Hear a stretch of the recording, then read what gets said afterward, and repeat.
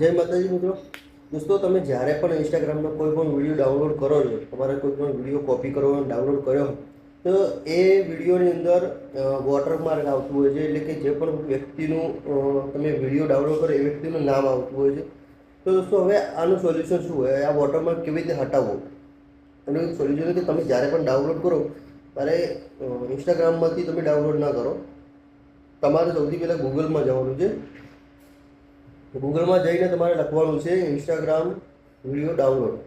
ત્યાં પહેલી જ છે તમને વેબસાઇટ દેખાશે, ત્યાં એના પર ક્લિક કરશો એટલે તમારે ત્યાં એક લિંક નાખવાની. એટલે તમારે જે પણ વિડીયો ડાઉનલોડ કરવો છે ઇન્સ્ટાગ્રામ પર, એ ઇન્સ્ટાગ્રામ પરથી તમારે એ લિંક લઈ લેવાની છે વિડીયોની. એ વિડીયોની લિંક લઈને તમારે જે આપણે ગૂગલમાં જે સર્ચ કર્યું છે ઇન્સ્ટાગ્રામ વિડીયો ડાઉનલોડ, એમાં જઈને તમારે પેસ્ટ કરી દેવાનું. પછી તમે જે વિડીયો ડાઉનલોડ કરશો એટલે તમારે કોઈ પણ જે વોટરમાર્ક આવતા વોટરમાર્ક નહીં આવે. દોસ્તો, આવી રીતે કરવાથી કે આપણે ક્યારેય પણ બીજાની કોઈ વિડીયો લીધો હોય તો વોટરમાર્ક નથી આવતું, અને આપણે કદાચ પોસ્ટ પણ કરવું હોય આપણે કંઈ એડિટિંગ કરીએ તો પણ કોઈ ઇસ્યુ હોતો નથી પછી. Thank you.